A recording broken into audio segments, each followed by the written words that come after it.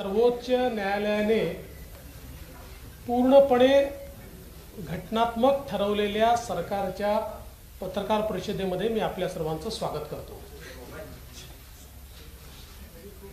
सर्वोच्च न्यायालयाने महाराष्ट्राच्या संदर्भात आज जो निकाल दिलेला आहे या निकालाबद्दल आम्ही पूर्ण समाधान व्यक्त करतो आणि निश्चितपणे गिरीश भाऊ या वर लोकशाहीमध्ये लोकशाहीचा आणि लोकमताचा आज पूर्णपणे विजय झालेला आहे असं या निमित्ताने मी नमूद करू इच्छितो।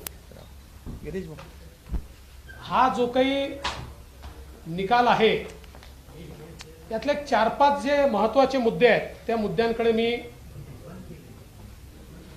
आपलं लक्ष वेधू इच्छितो। सर्वात पहिल्यांदा तर बसा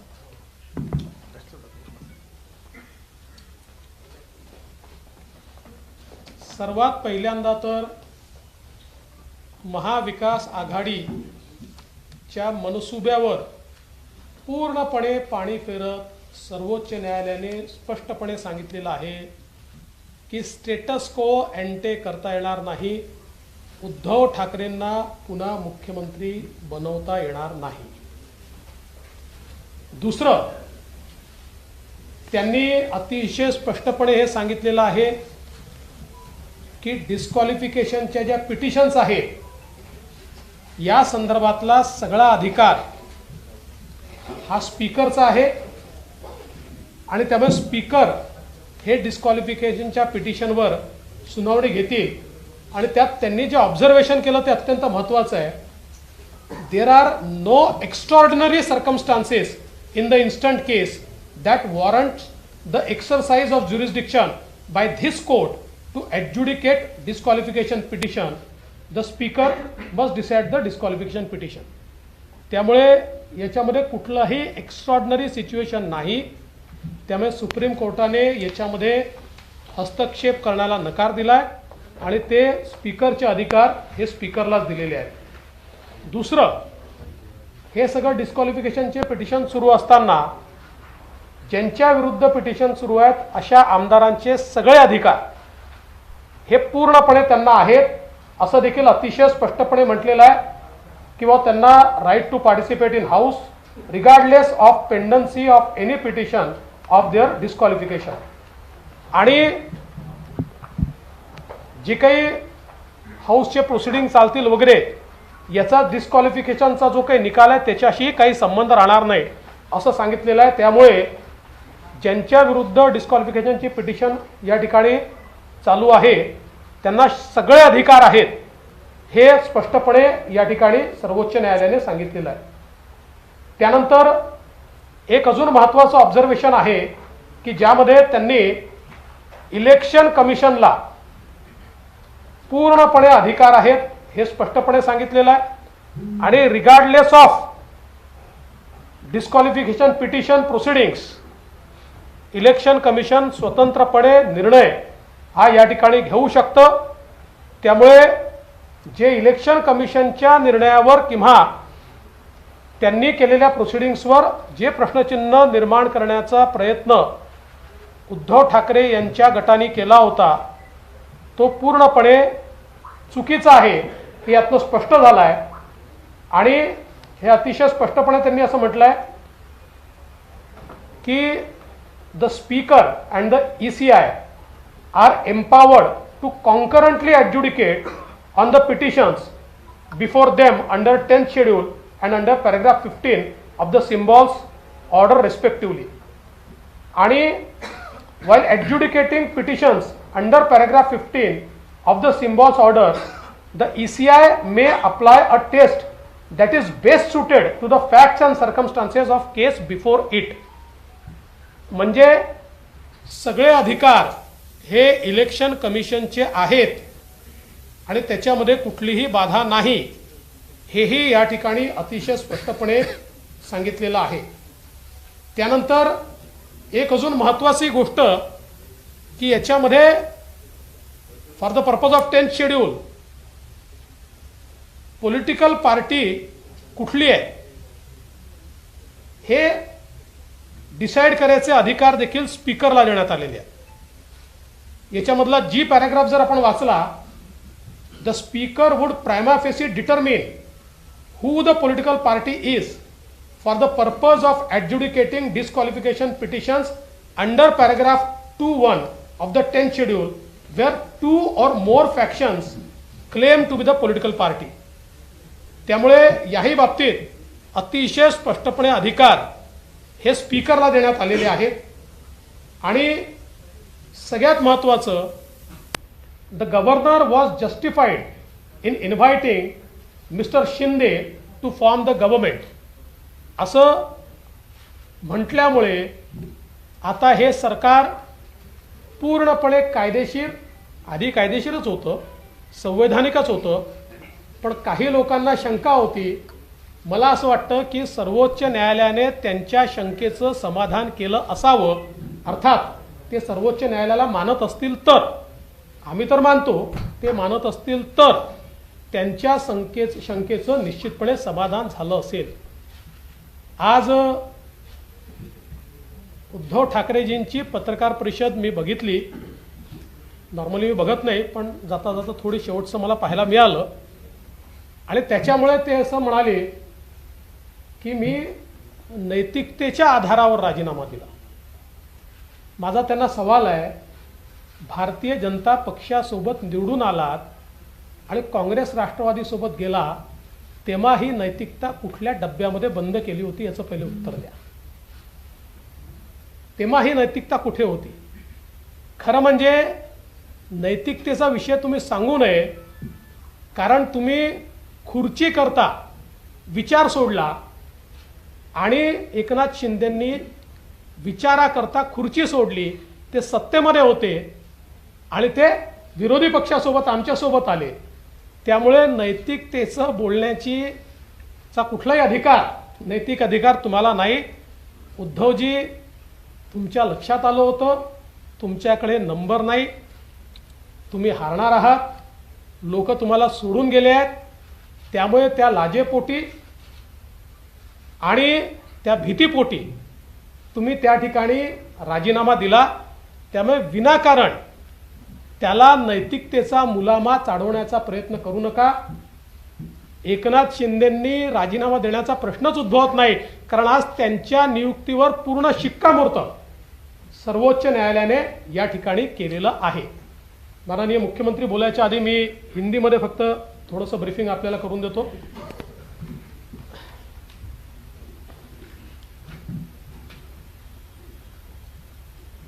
माननीय सुप्रीम कोर्ट ने आज महाराष्ट्र के मामले में जो डिसीजन दिया है उस पर हम पूर्ण तरीके से संतोष व्यक्त करते हैं और अब किसी को भी ये शंका नहीं होनी चाहिए कि महाराष्ट्र की सरकार पूर्णतः संवैधानिक है, पूर्णतः लीगल है और ये पूरे संवैधानिक ताकत के साथ यहाँ पर कार्य कर रही है। जो ऑनरेबल सुप्रीम कोर्ट ने आदेश दिए हैं उसमें से चंद मुद्दे ये मैं ऐसा मानता हूं कि बहुत महत्वपूर्ण है। पहला मुद्दा, सुप्रीम कोर्ट ने यह कहा कि स्टेटस को एंटे नहीं किया जा सकता, उद्धव ठाकरे इन्हें वापस मुख्यमंत्री नहीं बनाया जा सकता। जो उन्होंने मांग की थी उनके पिटीशन में, ये बहुत स्पष्ट रूप से उच्चतम न्यायालय ने कहा है। दूसरा, उच्चतम न्यायालय ने कहा है कि डिस्क्वालिफिकेशन पिटीशन का फैसला ये स्पीकर करेंगे, ये फैसला सुप्रीम कोर्ट नहीं करेगा। और उस पर बहुत स्पष्टता से सुप्रीम कोर्ट ने कहा है, there are no extraordinary circumstances in the instant case that warrant the exercise of jurisdiction by this court to adjudicate disqualification petition. There are no extraordinary circumstances ऐसा कहा है. The speaker must decide disqualification petition. ये सीधे सीधे speaker को अधिकार दिया गया है. उसके साथ साथ जो विधायक जिनके खिलाफ डिस्क्वालिफिकेशन की पिटीशन दाखिल की गई है, उनके right to participate in the assembly या उनके कोई भी संवैधानिक अधिकार या उनका जो अधिकार है एक जनप्रतिनिधि के रूप में, यह सारा का सारा कंटिन्यू होगा. इसमें डिस्क्वालिफिकेशन पिटीशन से कोई बाधा नहीं आएगी, ऐसा भी बहुत स्पष्ट रूप से इस ऑर्डर में कहा गया है. इसके साथ साथ एक और बहुत महत्वपूर्ण चीज है जो इस ऑर्डर में कही गई है कि इलेक्शन कमीशन का जो अधिकार है, उस अधिकार को बहुत स्पष्ट रूप से कहा गया है कि वो अधिकार distinct end different from the proceedings of disqualification in front of speaker. इसका मतलब यह है कि स्पीकर के सामने जो भी डिस्क्वालिफिकेशन पिटीशन के प्रोसीडिंग्स चल रहे हैं, उसका, क्योंकि शिवसेना ने मांग की थी कि चूंकि ये प्रोसीडिंग चल रहे हैं तो आप इलेक्शन कमीशन को रोकिए और उनको निर्णय मत लेने दीजिए, लेकिन आज सुप्रीम कोर्ट ने स्पष्ट कर दिया कि इलेक्शन कमीशन को ये पूर्ण अधिकार है. तो एक प्रकार से इलेक्शन कमीशन ने जो निर्णय श्री शिंदे जी के नेतृत्व में शिवसेना और सिंबल का किया है, उसमें कोई बाधा नहीं है और वो पूरा अधिकार इलेक्शन कमीशन का है, ये स्पष्ट रूप से इसमें कहा है. इसके साथ साथ उन्होंने आगे ये भी कहा है, मैं इसको पढ़कर दिखाता हूं, कि the speaker and the ECI are empowered to concurrently adjudicate on the petitions before them under the 10th schedule and under paragraph 15 of the symbols order respectively. While adjudicating petitions under paragraph 15 of the symbols order, the ECI may apply a test that is best suited to the fact and circumstances of the case before it. इसका मतलब ये दोनों को बिल्कुल अलग कर दिया है. Facts end circumstances पे वो निर्णय ले सकते हैं, उन्होंने निर्णय ले लिया है. अंतिम निर्णय जो भी वो लेंगे वो आपके सामने है. इसलिए मुझे ऐसा लगता है कि इस बारे में भी किसी के मन में अब कोई शंका नहीं होनी चाहिए. इसके साथ साथ स्पीकर को भी यह अधिकार दिया गया है कि 10th शेड्यूल के मायने रखते हुए पॉलिटिकल पार्टी कौन सी है, इसका प्राइमा फेसी डिसीजन स्पीकर करेंगे. और बहुत स्पष्ट रूप से कहा है, the speaker would prima facie determine who the political party is for the purpose of adjudicating disqualification petitions under paragraph 2(1) of the 10th schedule where 2 or more factions claim to be that political party. तो speaker साहब को भी अब यह अधिकार है कि दो गुटों में से पॉलिटिकल पार्टी ये कौन सी है, ये स्पीकर साहब प्राइमा फेसी पहले वो डिसाइड करेंगे, उसके बाद फिर ये डिस्क्वालिफिकेशन पिटीशंस के ऊपर आगे में डिसीजन होगा. इसके साथ साथ एक और चीज बहुत स्पष्ट रूप से सुप्रीम कोर्ट ने कही है, the governor was justified in inviting mister Shinde to form the government. इसका मतलब यह है कि सुप्रीम कोर्ट बहुत स्पष्टता से कहता है कि गवर्नर साहब ने शिंदे जी को मुख्यमंत्री पद की शपथ लेने का जो न्योता दिया वो सही है. इसका ही मतलब यह होता है कि शिंदे जी के नेतृत्व में जो सरकार तैयार हुई है वो लेजिटिमेट है, वो कॉन्स्टिट्यूशनल है. और इसलिए हम सुप्रीम कोर्ट का आभार व्यक्त करते हैं. जो लोग ये कहते थे कि ये सरकार संवैधानिक नहीं है, उनको इसका जवाब मिल गया होगा, बशर्ते वो अगर सुप्रीम कोर्ट को मानते हो तो. क्योंकि कई बार सुप्रीम कोर्ट पर भी वो प्रश्न चिन्ह लगाते हैं. तो अगर देश के संविधान को और सुप्रीम कोर्ट को अगर वो मानते होंगे तो आज उनको इस बात का जवाब पूर्ण तरीके से मिल गया कि श्री एकनाथ शिंदे जी के नेतृत्व की सरकार ही संवैधानिक है. पूरे तरीके से लेजिटिमेट और लीगल सरकार ये है। आज उद्धव ठाकरे जी नीतीश कुमार जी के साथ एक पत्रकार वार्ता साझा कर रहे थे और उस वार्ता में उन्होंने ये कहा कि मैंने नैतिकता के आधार पर इस्तीफा दिया था। नैतिकता की बात करना उद्धव ठाकरे जी को शोभा नहीं देता, क्योंकि मैं उनको सवाल पूछना चाहता हूं कि बीजेपी के साथ चुनकर आए और मुख्यमंत्री की कुर्सी के लिए कांग्रेस एनसीपी के साथ आप गए, उस समय इस नैतिकता को कौन से डिब्बे में आपने बंद किया था, इसका जवाब आप दीजिए। मूल रूप से उद्धव जी, आपने नैतिकता के आधार पर इस्तीफा नहीं दिया था, आपने डर के कारण इस्तीफा दिया था, क्योंकि आप जानते थे कि आपके लोग आपको छोड़कर चले गए हैं, आप विश्वास मत प्रस्ताव नहीं जीतेंगे और एक प्रकार से हारने के बाद शर्मसार होना, इसको टालने के लिए आपने इस्तीफा दिया था। इसलिए नैतिकता की बात मत कीजिए। उन्होंने ये भी कहा कि नैतिकता के आधार पर शिंदे जी ने इस्तीफा देना चाहिए। इससे हास्यास्पद क्या हो सकता है कि जिस सरकार को सुप्रीम कोर्ट लीगल, लेजिटिमेट और कॉन्स्टिट्यूशनल ठहराता है, उस सरकार के मुखिया से वो इस्तीफा मांगते। मुझे ऐसा लगता है कि उन्होंने जरूर इस निर्णय का अभ्यास करना चाहिए और उसके बाद इस प्रकार की बात कहनी चाहिए। मैं माननीय मुख्यमंत्री जी से निवेदन करता हूं कि मुख्यमंत्री जी इस प्रेस वार्ता को संबोधित करें। आजच्या पत्रकार परिषदेमध्ये उपस्थित सर्व मान्यवर उपमुख्यमंत्री जी आहेत आणि बाकी सर्व माझे सहकारी आणि पत्रकार मित्रांनो, सगळ्यात आधी मी आपलं मनापासून स्वागत करतो आणि आजचा सुप्रीम कोर्टाचा निकाल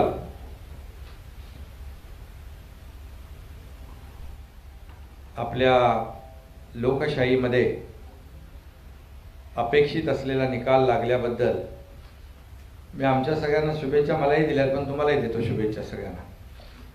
खरं म्हणजे अखेर सत्याचा विजय झाला आणि सुप्रीम कोर्टामध्ये आज आपण आलेला निकाल देखील पाहिला। त्याच्यामध्ये काही कायदेशीर आणि टेक्निकल बाबींचा उल्लेख आदरणीय देवेंद्रजींनी या ठिकाणी आपल्या समोर केलेला आहे। खरं म्हणजे आज आपण जर पाहिलं तर मी जेव्हा आपण मला विचारत होता त्यावेळेस मी सांगत होतो की लोकशाहीमध्ये बहुमताला महत्त्व आहे आणि या देशामध्ये कॉन्स्टिट्यूशन आहे, कायदा आहे, नियम आहे, सगळंच आहे आणि त्याच्या बाहेर कुणालाही जाता येणार नाही, हे माझे शब्द नेहमी आपल्याला आठवत असतील। आणि आम्ही सरकार जे स्थापन केलं ते पूर्णपणे कायदेशीर चौकटीत बसून कायदेशीर सगळ्या बाबींची पूर्तता करून आम्ही सरकार स्थापन केलं आणि बहुमताचं सरकार स्थापन झालं आणि आज सुप्रीम कोर्टाने त्याच्यावर शिक्कामोर्तब केलेला आहे आणि त्यामुळे अनेक लोक यापूर्वी घटनाबाह्य सरकार, बेकायदेशीर सरकार अशा प्रकारचं म्हणून स्वतःचे समाधान आणि स्वतःची पाठ थोपटून घेत होते, परंतु त्यांना आज सुप्रीम कोर्टाने एक घटनाबाह्य सरकार म्हणणाऱ्यांना चांगली चपराक दिली आहे आणि खऱ्या अर्थाने त्यांना घटनाबाह्य सरकार म्हणणाऱ्यांना कालबाह्य केलेलं आहे। आणि म्हणून आज आपला हा जो निर्णय सुप्रीम कोर्टाचा आला आहे त्याचा मी मनापासून आणि आम्ही सगळ्यांनी स्वागत केलेलं आहे। शेवटी काही जे काही सुप्रीम कोर्टाने त्यांच्या निर्णयामध्ये काही गोष्टींचा उल्लेख केला, त्यामध्ये आमचं देखील आर्ग्युमेंट म्हणजे आमची भूमिका हीच होती की डिस्क्वालिफिकेशनचा अधिकार जो आहे तो अध्यक्षांना आहे, अध्यक्षांकडे तो अधिकार येईल आणि मेरिटप्रमाणे तेच अपेक्षित असा निकाल सुप्रीम कोर्टाने दिला आणि हे अधिकार, जे डिस्क्वालिफिकेशनचे अधिकार अध्यक्षांकडे दिले. त्याचबरोबर निवडणूक आयोगाने जो निर्णय घेतला होता त्याही बाबतीमध्ये विरोधी पक्षाने म्हणजे पूर्वीच्या लोकांनी,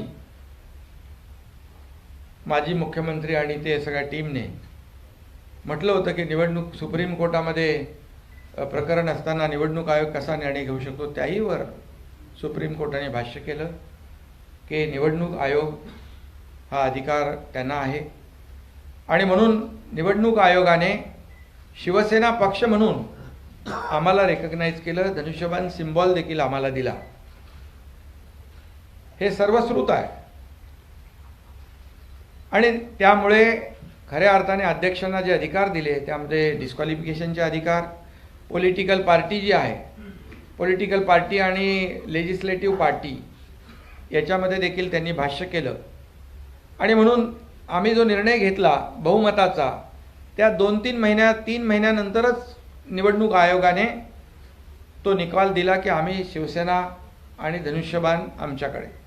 म्हणजे 2-3 महिन्यापूर्वी जो आम्ही निर्णय घेतला तो बहुमताचा निर्णय होता आणि त्यावेळेस देखील लेजिस्लेटिव्ह पार्टीबरोबर पॉलिटिकल पार्टी देखील आम्हीच होतो असं या ठिकाणी मी सांगू शकतो आणि त्याचा अधिकार जो आहे अध्यक्षांकडे दिला आहे. अध्यक्ष त्याच्यावर मेरिटवर निर्णय घेतील आणि या सगळ्या जर बाबी आपण बघितल्या त्याच्यामध्ये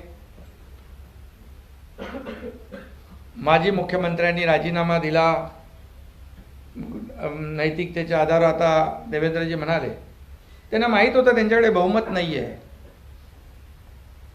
अल्पमतामध्ये आलेलं सरकार आहे आणि राज्यपालांनी देखील त्यावेळेस त्याचं काही इतर राज्याचं मी उदाहरण आपलं इकडचं पण झालं त्या बोम्मईंचं आणि त्यावर मी बोलू इच्छित नाही, पण जेव्हा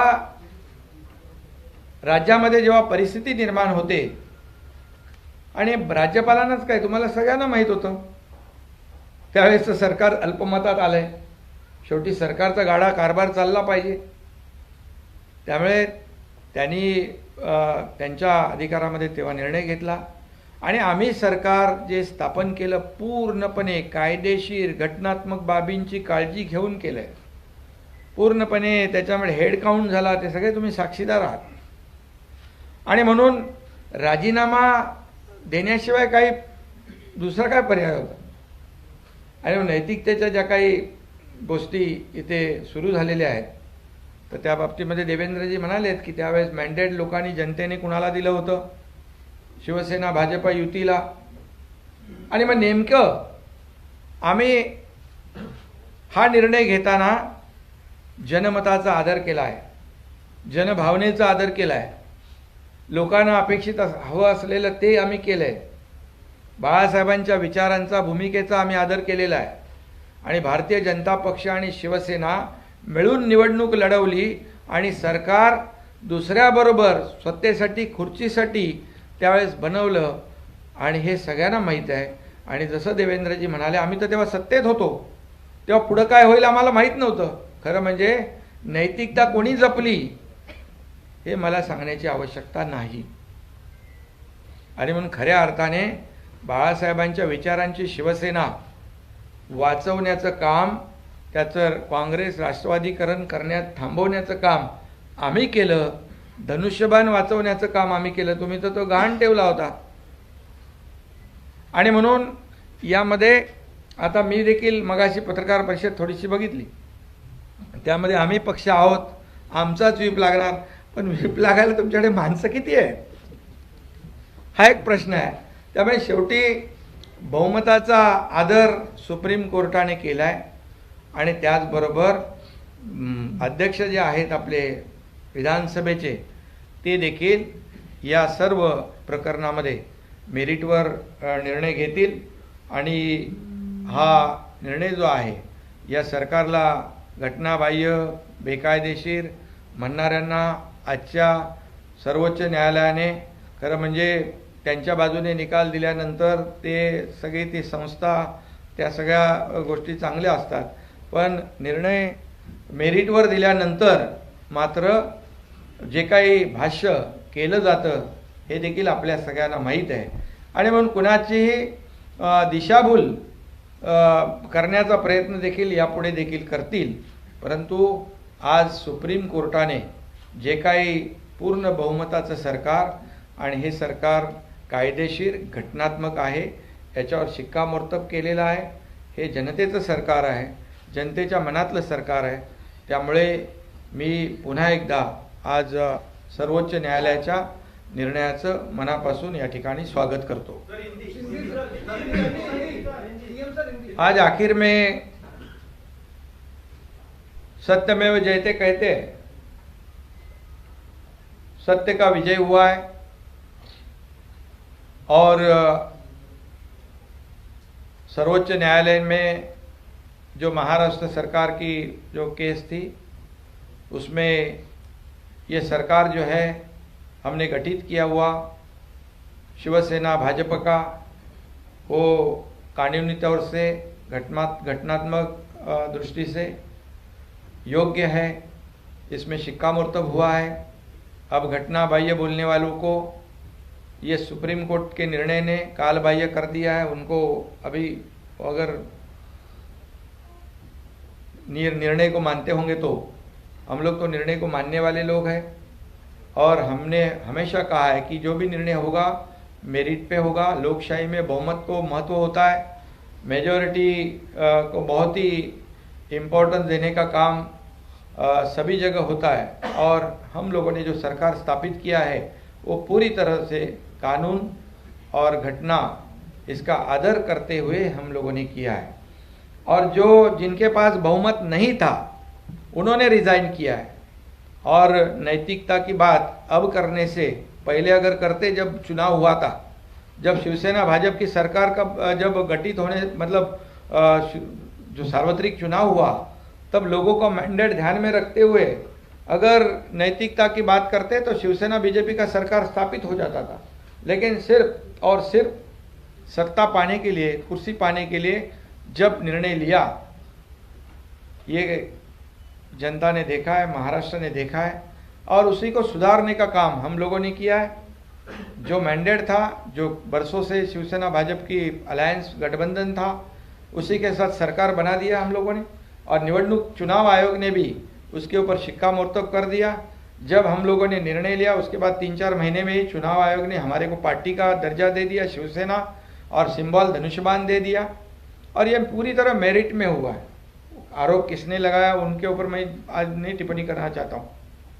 लेकिन इसके बाद आज का जो निर्णय है, और जब रिजाइन की बात होती है, रिजाइन जब आपके पास बहुमत ही नहीं था, जो अल्पमत की सरकार हुई थी, सब लोग जानते हो, आप भी जानते हो कितने लोग बचे थे. और फिर एक बात कहूँगा कि लोकशाही में ये मेजॉरिटी बहुत ही महत्वपूर्ण है. और तभी जाके उनको पता था कि हमारी हार हो जाएगी, पराभव हो जाएगा, और रेजिग्नेशन हुआ है. और राज्यपाल गवर्नर महोदय जी ने परिस्थिति का जायजा लेने के बाद निर्णय लिया और उस निर्णय को भी जायज़ यहाँ पर ठहराया गया है. और इसीलिए मैं इतना ही आज कहूँगा, शिवसेना बचाने का काम, धनुष्यबाण जो कई वर्षों से बाला साहब ठाकरे जी की भूमिका जो है, आइडियोलॉजी बचाने का काम हम लोगों ने किया है. और इसीलिए जनता ने भी हमें बहुत ही सपोर्ट किया है. और इसलिए मैं फिर एक बार कहूँगा कि सुप्रीम कोर्ट के आज के निर्णय का मैं तहे दिल से फिर एक बार स्वागत करता हूँ और धन्यवाद देना चाहता हूँ. एक एक करो शांति के साथ. हाँ,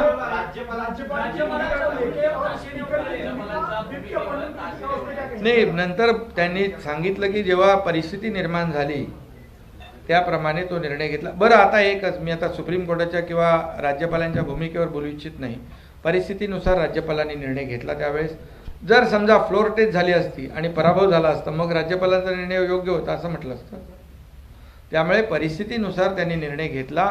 पूर्णपणे बहुमत सरकारच्या बाजूने होतं, हेडकाउंट झालं, आपण सगळे साक्षीदार आहात.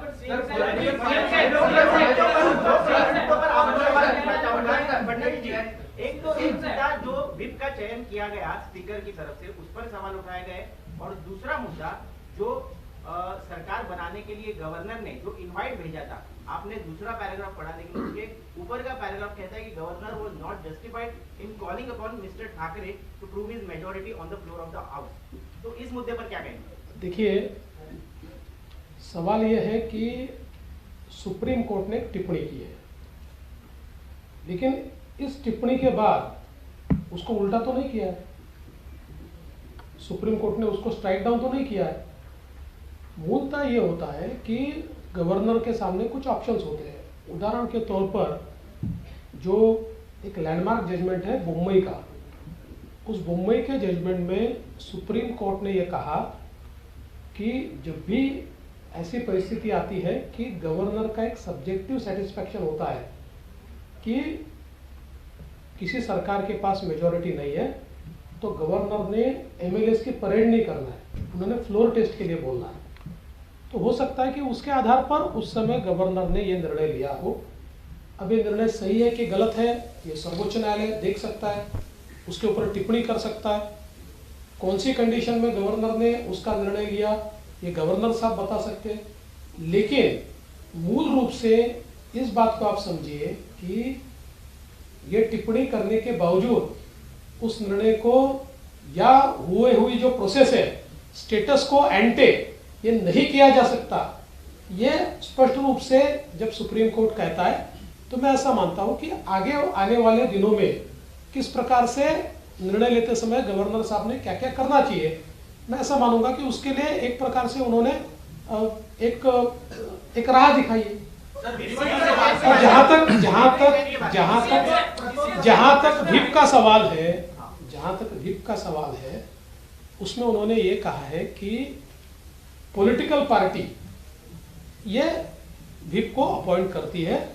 तो उन्होंने कहा एम्बिलिकल कॉर्ड ये उसको सीवियर नहीं कह सकता, उसको तोड़ा नहीं जा सकता. लेकिन पॉलिटिकल, हमारा इंटरप्रिटेशन बहुत स्पष्ट है. पॉलिटिकल पार्टी कौन है? पॉलिटिकल पार्टी एकनाथ शिंदे जी है, क्योंकि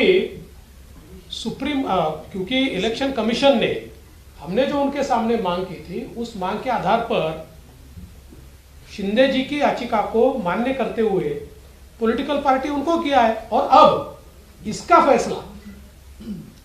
फैसला स्पीकर को लेना है, तो उससे पहले इसके ऊपर डिस्कशन करना ये गलत होगा.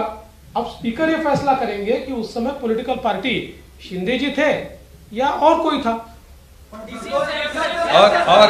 और उसमें मैं थोड़ा ऐड करना चाहता हूं कि जब भी हम लोगों ने ये डिसीजन लिया सरकार बनाने का, उसके बाद 3 महीने के बाद चुनाव आयोग ने तो हमारे को पॉलिटिकल पार्टी का दर्जा दे दिया था. एक चीज और मैं कहना चाहता हूं, आपसे हाथ जोड़कर निवेदन करता हूं कि सुप्रीम कोर्ट के फैसले से पहले कई नेता और चंद पत्रकार ये सुप्रीम कोर्ट बन गए थे और उन्होंने कई फैसले सुना दिए थे. तो आप तो सारे बहुत समझदार पत्रकार हो. अब चूंकि निर्णय स्पीकर साहब को लेना है, तो इसलिए उसके बारे में स्पेक्युलेटिव बोलना ये सही नहीं होगा.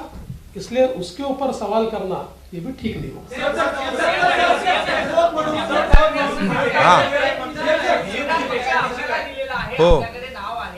उद्धव ठाकरे आजही म्हणतात की हे पक्षाचं नाव आहे, ते माझंच आहे, हे मी कोणाला देऊ देणार नाही, हे कोण घेऊ शकणार. मग ते आता सुप्रीम कोर्टाच्या वर आहेत, निवडणूक आयोगाच्या वर आहेत.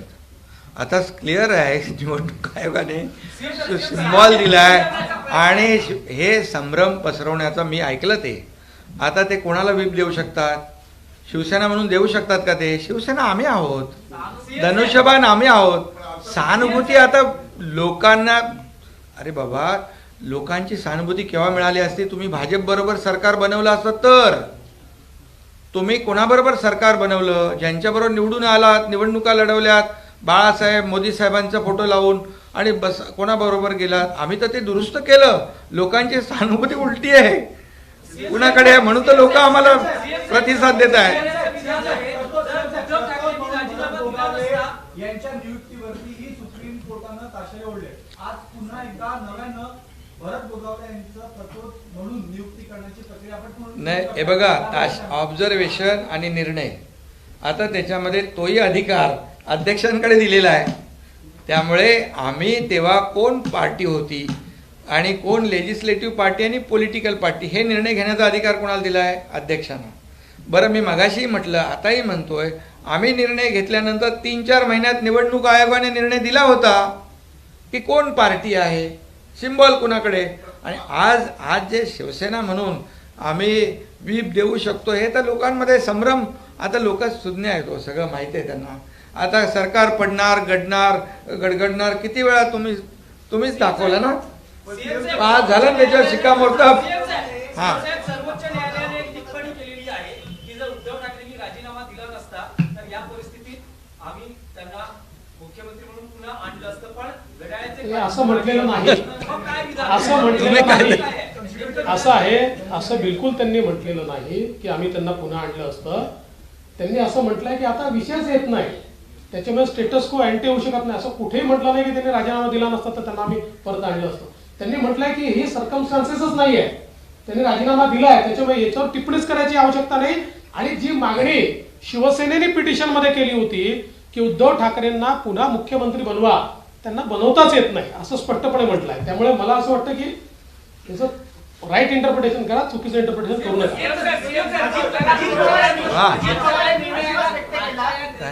आनंद जितका आपल्याला झालाय, मला वाटतं त्याच्यापेक्षा जास्त आनंद आपल्या इतर आमदारांना झाला असेल, कारण की अनेकांची प्रतीक्षा ही विस्ताराकडे होती. हा, ते पण होईल ना. कल्याणकर साहेब आहेत, हो, सगळ्यांना होईल, लवकरच होईल. सीएमचा वारंवार चर्चा होता. आता हे सरकार कायदेशीर झालेलं, शिक्कामोर्तब झालेलं आहे. मध्यंतरी चर्चा तिथून झाली की नाही, आता तुम्हाला पण पटलंय ना कायदेशीर आहे. पहिलं ते सांगा, नाही तर आता आणखी कोणतरी मध्ये ते इतर पक्षाचे नेतेही येणार, बरीच चर्चा होती. कुठे येणार? तुमच्याकडे. आता ते इन्कमिंग कधी सुरू होणार? नाही, ते सुरूच आहे ना. आता किती सरकार स्थापन केल्यापासून सुरू आहे. कुठे थांबलंय? अरे ते पण आता तुम्ही काहीतरी कितीतरी प्रवेशांना तुम्ही स्वतः होतात ना, सगळे येत आहेत. की सरकारला कुठलाही धोका नाही, त्यांना जास्त विश्वास होता पुन्हाहीपेक्षा की तुमच्या सरकारला अजिबात धोका नाही, मेजॉरिटी तुमच्याकडे आहे. अजित पवारांबद्दल काय म्हणतात? अजित पवारच नाही, ज्या माणसाला कायदा कळतो अशा प्रत्येकाला हे माहिती होतं की सर्वोच्च न्यायालय अशी कुठली एक्स्ट्राऑर्डिनरी कंडिशन नाही आहे की ज्या कुठलाही डिस्क्वालिफिकेशनचा वगैरे निर्णय स्वतः घेईल. त्यामुळे कुठल्याही सेन्सिबल वकिलाला किंवा कायदा करणाऱ्या व्यक्तीला हे माहिती होतं की सर्वोच्च न्यायालय हे लोकशाहीने अधिकार स्पीकरला दिले आहे, हे स्पीकरला सांगेल, आणि म्हणून कदाचित त्यांनी त्या संदर्भात ते भाष्य केलं असावं.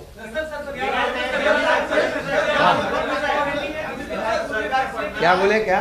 उद्धव ठाकरे ग्रुप के अन्य विधायकों ने फैसले के बाद आपसे संपर्क किया है आपके साथ जुड़ने के लिए? अरे भैया, अभी तो फैसला अभी हुआ है ना, और अभी संपर्क तो अभी उसके ऊपर अभी मैं भाष्य नहीं करना चाहता हूँ.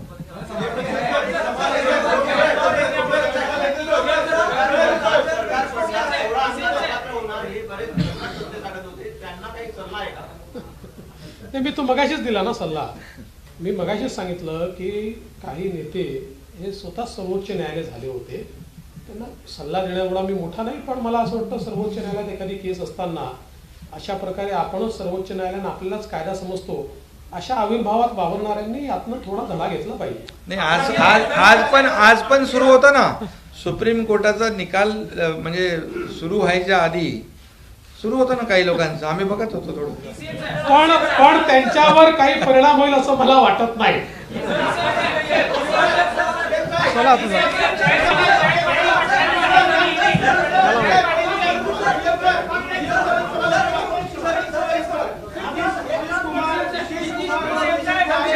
अरे छोड़ो, अरे भाई नीतीश कुमार आप तो कोई भी हो.